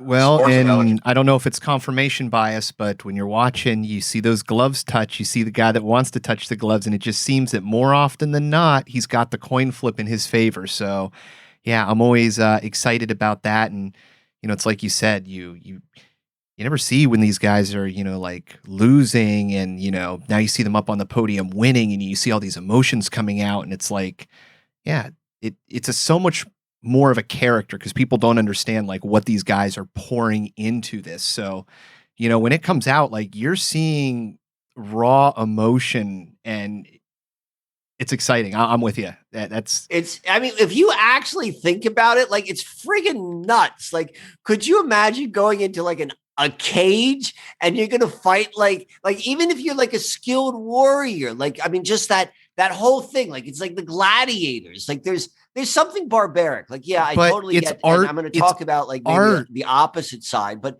going into like the one primal sort of thing of like being a man. Like, there is something about like wanting to fight it out, like assuming that it's not like war and death. But to go through that process of like people watching and cheering and going in the cage and all of that adrenaline and all of that, like, I don't have that in my experience. Like, I'm not a warrior. I don't go into cage matches. So watching that also does something very interesting inside of me as well. Yeah, I love the type of human that's capable of that, because Joe Rogan, I think, describes it well when he says that it's high level chess. It's me against you, but it's just my body and my skill. So this is a whole different way of being. I'm not utilizing tools in the world. This is me against you, my knowledge, my skill, my training, my effort. And so when you start to see that play out, it's a completely different thing. It turns into this very artistic thing. It has a brutal aspect to it, but yeah, it's not just punching people in the face. And then, of course, you get that grand, part on top of it is you really get to see inside of people and what makes people and what makes champions. It's very inspirational to me when I watch those guys. All right, question number 10. Who were or are your role models and why? I struggled with that one. I definitely struggled with that. Like, along the same reason with I don't take no advice. I ain't got no role models. That's not exactly true. So here are my role models. The 1972 film, I don't know if it's called Charlie and the Chocolate Factory or Willy Wonka and the Chocolate Factory, the one that came out in the early 70s. Willy Wonka. That dude was a friggin' role model to me. He had style. He was like he was playing his own game. He was able to identify each person's understand what all of their motivations were, and he could get to their character. And there's that one scene when he walks out in front of the factory, and like he falls forward and he turns it into like a roll, and like that requires an immense amount of body intelligence, and I was always impressed with that. So there's that. And Andy Kaufman, the comedian, like I don't know, like I like the fact that we don't know if he faked his own death or not. I like anyone who fakes their own death. May have faked their own death. That's awesome. I don't think I've heard of Willy Wonka as an answer yet. So yeah, that's awesome. Question number 11. What institution of society or structural aspect of modern life would you change given the chance? Well, like generally speaking, it's in, the way I see things, and it's all in our modern life is one big integrated false reality control system. So it's like, you can't really pick one in general. But that being said, this is what, if there was something I would have influence on, what I think could change a lot. It has to do with the cooperative/competitive continuum. There's something to competition. Like, there's something to competition. If you were to go and run as fast as you can by yourself and like with a stopwatch, and then you were to go and after you rested a little bit, do that same race with someone who may be just like a slightly faster than you, chances are you're going to be running faster. Like, the competition makes you do something which is better than you can achieve something beyond, like maybe without the competition. There is a truth to that. But there is a very, very fast approaching diminishing return. There's a point where competition becomes destructive. Like, competition is not a good thing versus cooperation. When people are cooperative, what the results can be are always infinitely greater than the sum of its parts. And our society, in my opinion, is at an 80-20 relationship of 80% competition, 20% cooperation. We have to have that cooperation in terms of like to have a cohesive society. But for the most part, everything is a competition. You're competing for parking spaces. You're competing for jobs. You're competing for apartments and houses and girlfriends and boyfriends and like, what spots in college or seats in the movie theater. Everything's a competition.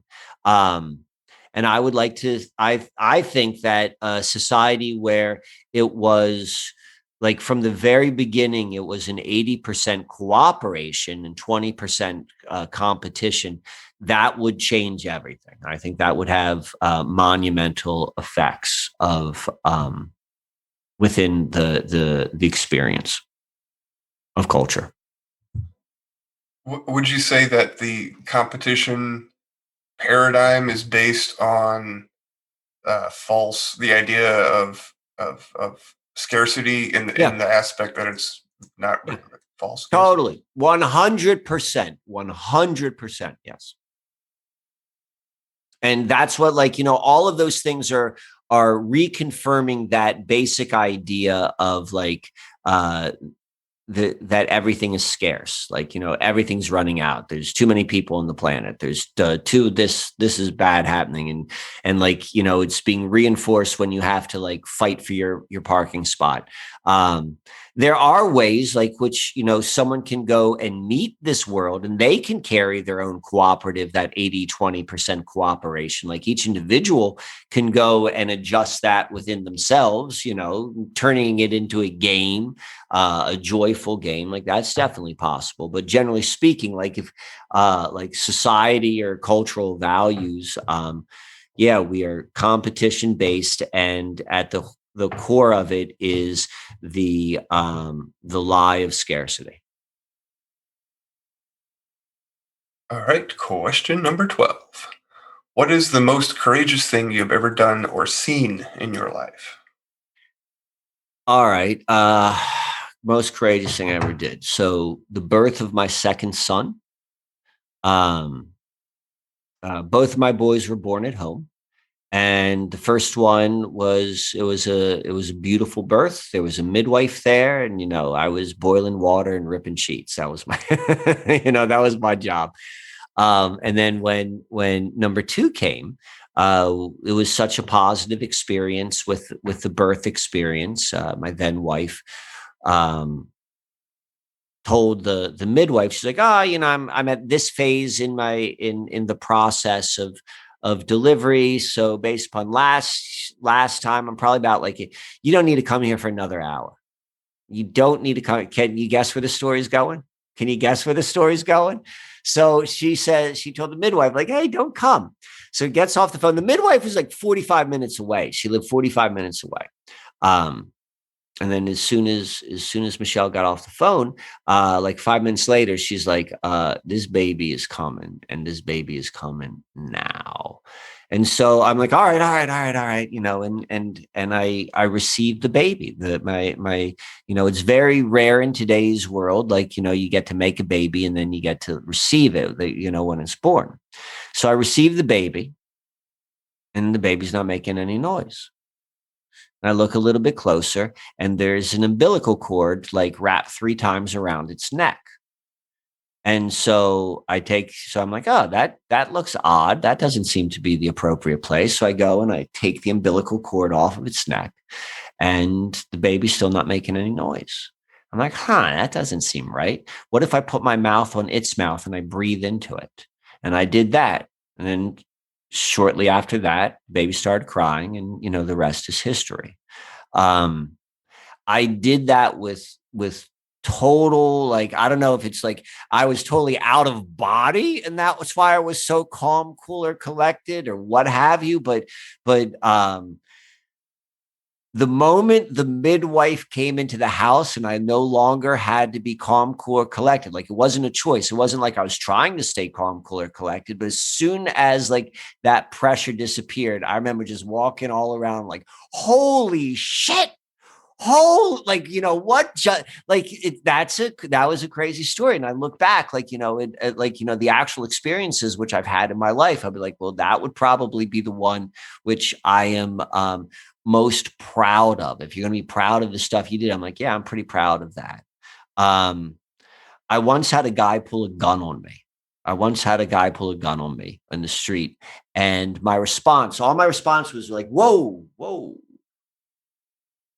And I got witnesses. I have one witness. So it's not witnesses. I've got one witness who saw it. And the guy in the street literally froze. Like, he didn't freeze like I put him in freeze tag freeze, but he just stood there, and I walked away. And so I don't know how that happened. I have no friggin' idea how that happened. So that would be something which I found like, and maybe courageous wouldn't be the right word, because I didn't have a choice and I wasn't like, thinking of anything. And then the last thing was, so when I first, when I got out of college and I got like my first professional job, I used to travel a lot. I used to fly a lot. And I used to have a lot of anxiety with airports. For whatever reason, I didn't mind flying. I love flying, but airports used to like, I'd be like, well, I don't understand. Like, what if, the gate's right there, and the what if there's not enough time to catch your connecting plane, and like, then what will happen? Like, that's what my mind used to do. I used to go into that sort of space, and I had to travel a lot, and so I had to get right with that. I had to get right with both myself and that anxiety I was carrying with, like, traveling and missing flights and stuff like that. And I also had to become like a really efficient and proficient flyer or traveler. So that would be, it was courageous because, there was a lot of anxiety I had, like, as it related to travel, but I wanted that job. And so, I figured out something that worked for me. The story about your son, and it just brings to mind when humans are put under stressful conditions like that, and just the kind of like flow state that we enter into. But then right when you exited, like, everything was okay. That's when you like kind of came back to like your normal reality thing, right? Exactly. Yeah, and just so like entering into that flow state just kind of piques my interest about like what other types of like things are we as humans capable of, like, because that could point to other capabilities such as, I don't know, freezing somebody from shooting a gun at you. Like, what it's just like, it opens up a lot of questions. I am completely open up to the idea of, and this kind of goes back to the point we made a couple questions ago about like the false scarcity model. I think that what we've been conditioned to think and then also experience as to what it is we need to be alive, how we could actually live as being human. Like, I think that there's a lot more potential with that, and it deals with some of the scarcity issues. And I like what you're saying. Like, I'm very open into not limiting, like in the most in practical ways, like, not like, don't jump off a building and see if you can fly, but there are supposedly like, floating qigong masters. And so like, what is it that they figured out? Yeah, there's something there. I don't know, man. What you just described seemed like one of those. You took somebody with a gun in control of a situation, and through no violence, just your words and your movement, you managed to put their mind into a place where you had control and de-escalated it. I mean, that is a high level manipulation of another person in a, instinctual way. If you're going to have a skill, that's it right there. Forget UFC, man. You got the guy with a gun to just defuse himself. So that's energy. If you think about it, like, I got a couple more of those stories. I got a couple more like crazy things which just don't make any sense. But that's amazing because people need to think about that. In hindsight, I'm like, I can't believe how I responded to that, but I responded to it perfectly. And there's something so amazingly reassuring when you meet life in a way you could never have planned. And you're like, I came out like you couldn't even come up with a better outcome. And when that happens, and when that gets into your nervous system, like, something very, very calming and settling happens within the individual. Yeah, I love it. People should just be more sensitive to their surroundings and how they influence things, and realize that, when you start understanding that, at least for me, it's easier to kind of naturally fall into it when it happens. There's nothing to fight because you know that you can command a situation. So, Yeah.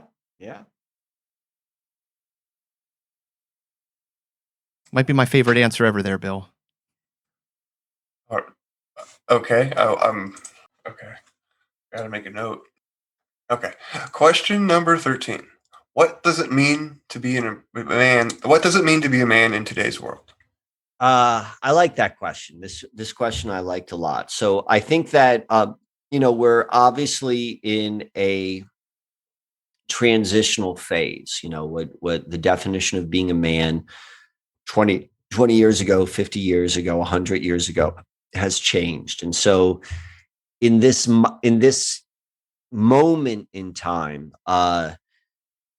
what I think the new definition of being a man is to me is to live life in a very authentic expression, to kind of like write your own way, to be strong and self-sufficient in like whatever way that may be. There are a lot of ways to be self-sufficient, and to be true to oneself.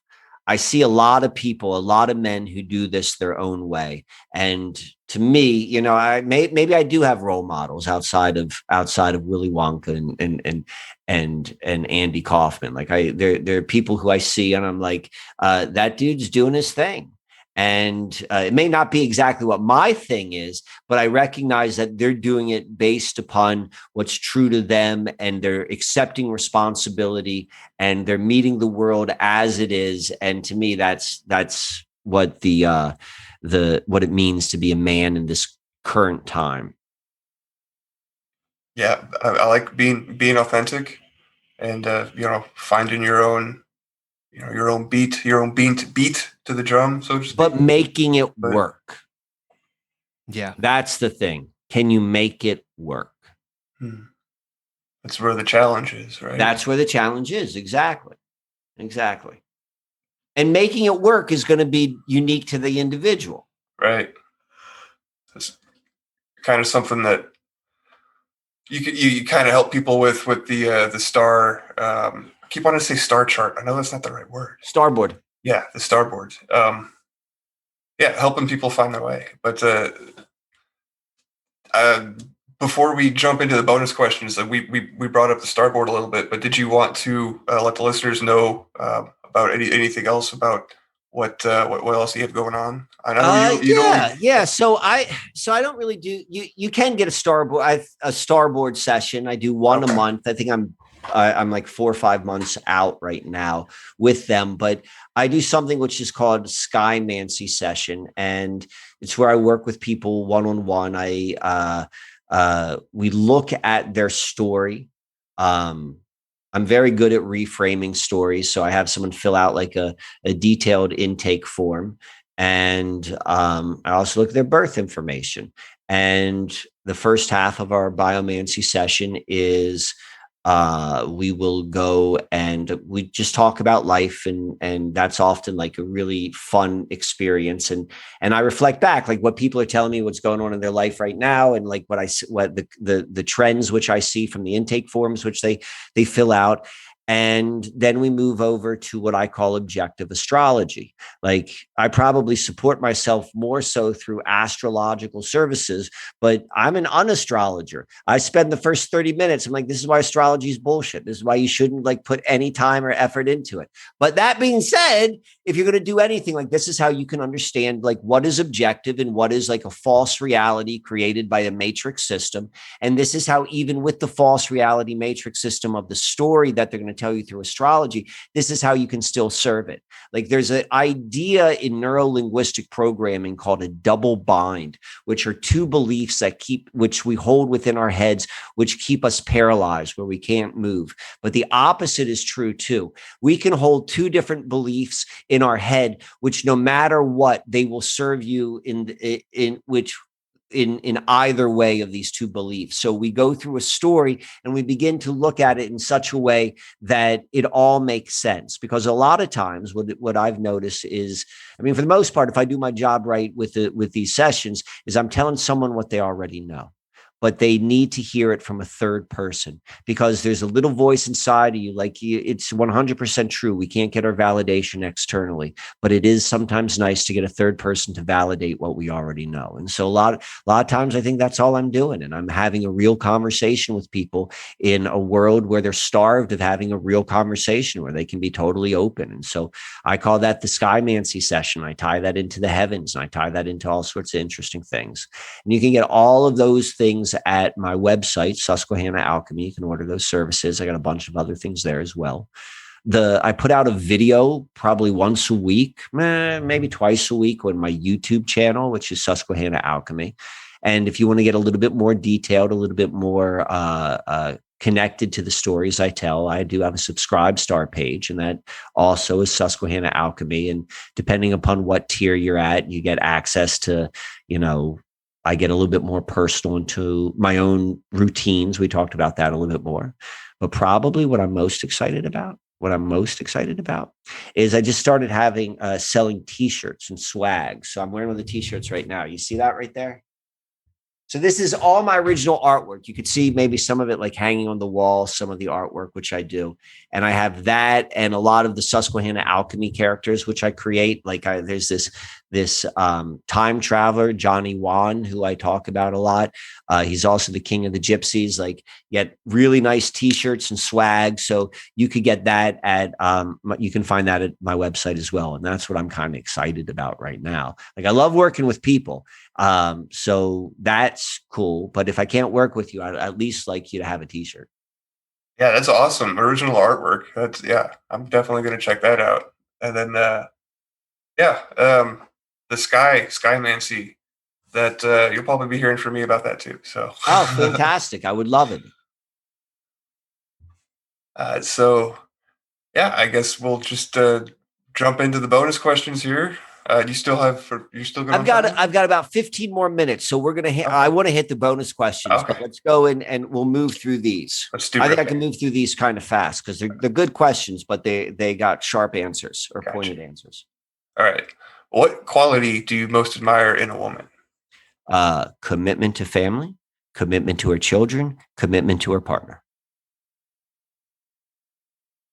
And it goes both ways. I admire that with the man to his wife and his family as well. Solid answer. Question number 2. What rule do you have for yourself that you never break, and why do you think that it's important? Never take a hard drug, never take a pharmaceutical if there's not a difference between the two, and never vote. Those are 3 things which I've never violated. Yes, that's important now, especially since the whole the drug and big pharma and the vaccine thing. So that's probably a good chunk of advice, in my opinion. But question number 3, what would you tell your teenage self? You're right. Yeah, I've never had that answer before. I like it. Question 4. What turns you on creatively, spiritually, or emotionally? Creatively, everything. And so everything I put my eyes on, it's going to inspire me for something. Whether or not I go and do anything with it, that's a different question. But I'm inspired creatively by almost everything. Spiritually, I'm very practical. And spiritual to me means the invisible interconnection between all things. So when you say spiritual, that's what I'm talking about is these interconnections. And I'm very interested in any sort of technique which heightens or further develops these invisible connections and makes them more and more tangible and more real. And then emotionally, raw, real, deep emotion.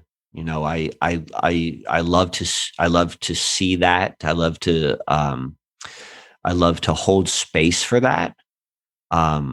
I don't know. I just like when people are real. Not all the time. Like, you know, give me a break. Stop crying sometimes. But when it's real, it's real. And I honor that. And I really like that. Yeah, that's something that I try to do, or that Adam and I try to do with the show, providing a space, holding space for people to be open and honest and raw. Yeah. Bonus question 5. What is your single greatest driving force in life, and how do you further it? Kind of like the biggest driving force is my own trusting my own what I'm interested in. What's ever holding my attention, like following that inner compass. And it's usually like, what's the next thing I want to do? You know, I'm very like, you know, I'm a doer. You know, like, you should just be. I'm like, yeah, I be, but I'd rather do.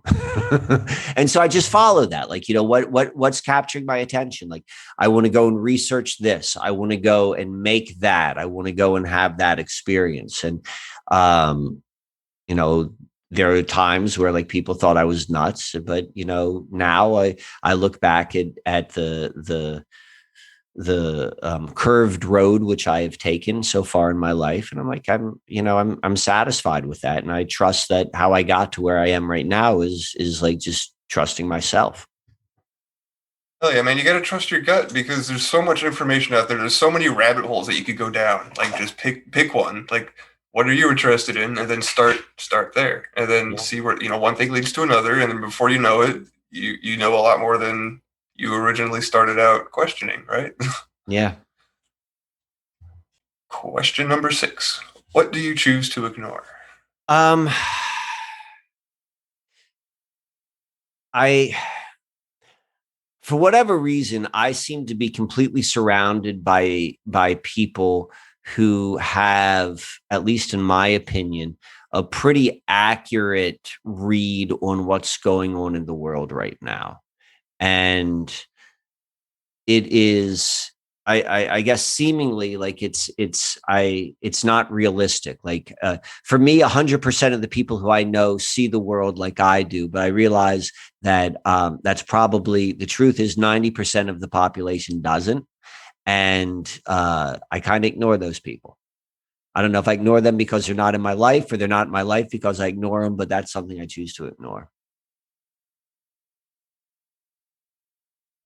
Yeah, I think that's awesome. That I think if we could increase the amount of people that kind of or think like us, I think there's a, just real quickly, there's a ratio that I was reading a book recently. It was Greg Braden was talking about a study about transcendental meditation, and how it would took the square root of 1% of the population to affect an actual change in behaviors or whatever. So yeah, if we can get closer to that square root of 1%, that'd be awesome.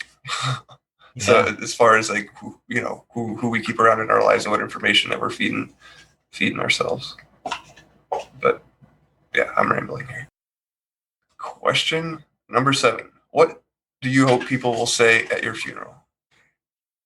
So that one was left blank. And as you were just talking, and I looked at the sheet of paper because I like printed it out and like I wrote some notes. I was thinking about so something else popped in my head. I was like, all right, this is what I'd like them to say at my funeral. I wish he would have ducked. I don't know what I want them to say. I guess like yeah. You know what? This is true. He was a good father. He was a good father. I would like to be remembered that way. Beautiful. So it says a lot, though. It's simple, but it says a lot, right? All right. Well, that is all of the questions that we have. We did 13 questions plus 7 questions, so that was actually 21 questions. But so what did you what did you think?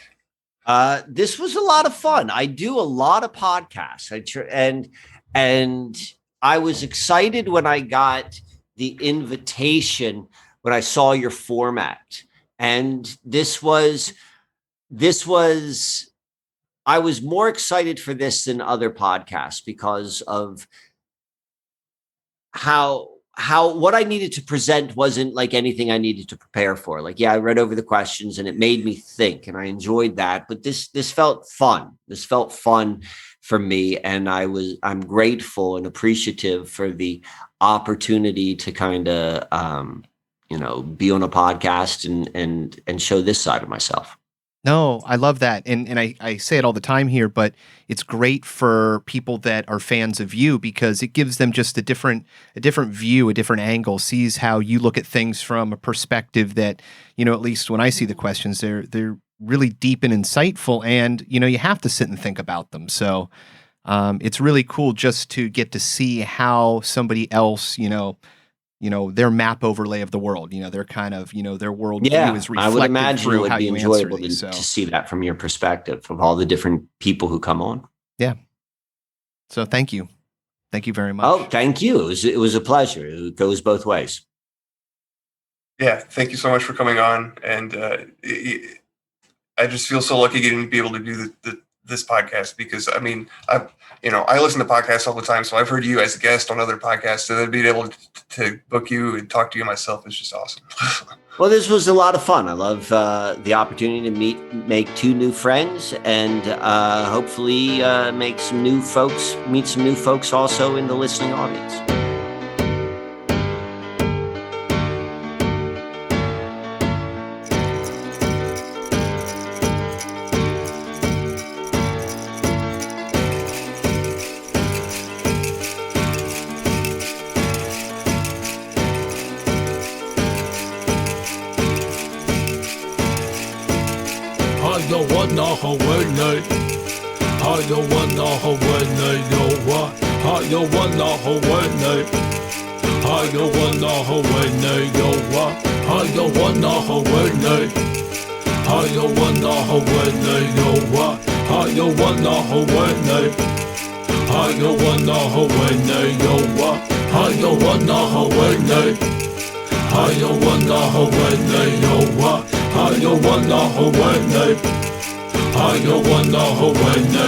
Why is one man rich and another man poor? Why we ain't satisfied? Why we gotta have more? Why your suicide rates on the rest so high? Why I tell you the truth but you say don't lie? Why is being a good father at an all-time low? Why is it acceptable? Yo, why I don't know. Why she blame him and he blame her? It's useless. Ask yourself this question. Why you making excuses? Why do parents gotta bury their kids? Why we text and drive, not caring how scary it is? Why it's so hard to forgive and leave the past behind? And if you did, then that's divine. Why don't you help your brother when you see him fall? Why do we act like God don't see it all? Why do we call them black, them white, them Asians and use labels? Now that's racism. I don't wanna Hawaii. Why? I don't wanna Hawaii. Why? I don't wanna Hawaii.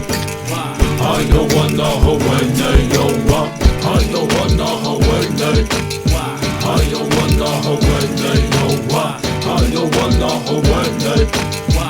I don't wanna Hawaii. Why is there innocent people locked up for life, while some people can't say nothing nice? Why do we always gotta question what all of it means? And why won't you follow your dreams? Tell me why. The night when you took my dad, why'd you let me see my grandpa cry? And tell me why. And why do you choose to hide, even though you was born to fly? And tell me why. And why don't we turn from all the hate? And why don't we learn from all mistakes? Why do I keep on wrecking these fat beats? And teachers don't make more than professional athletes? And why? And why? And why? And why? And why? And why?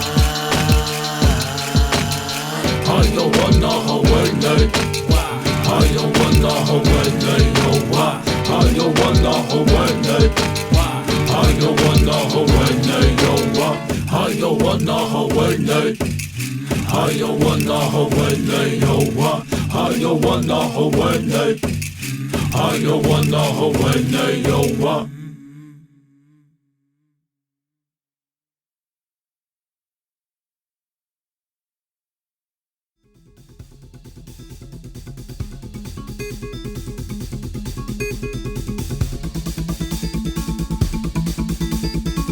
This should be considered entertainment and not therapy. We hope you benefit from our resources available at 13questionspodcast.com. Thank you for listening.